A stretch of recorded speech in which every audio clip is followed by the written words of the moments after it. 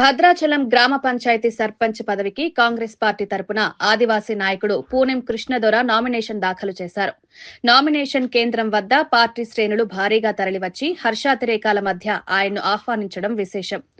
భద్రాచలం నియోజకవర్గంలో పూనెం కృష్ణదొర అందరికీ సుపరిచితుడు మాత్రమే కాకుండా గిరిజనేతర వర్గాలతో సత్సంబంధాలు కలిగి వివాదరహితుడిగా మంచి పేరు సంపాదించారని స్థానిక నాయకులు అభిప్రాయపడుతున్నారు. గతంలో భద్రాచలం గ్రామ పంచాయతీ వార్డు సభ్యుడిగా పనిచేసిన అనుభవం ఆయనకు మరింత బలం చేకూరుస్తుందని కార్యకర్తలు చెబుతున్నారు. పట్టణంలోని 20 వార్డుల సమస్యలపై పూర్తి అవగాహన కలిగిన నాయకుడు పూనెం కృష్ణదొర అని ప్రజల్లో అభిప్రాయం ఏర్పడడంతో ఆయన గెలుపుపై కాంగ్రెస్ శ్రేణులు మరింత ధీమాగా ఉన్నాయి.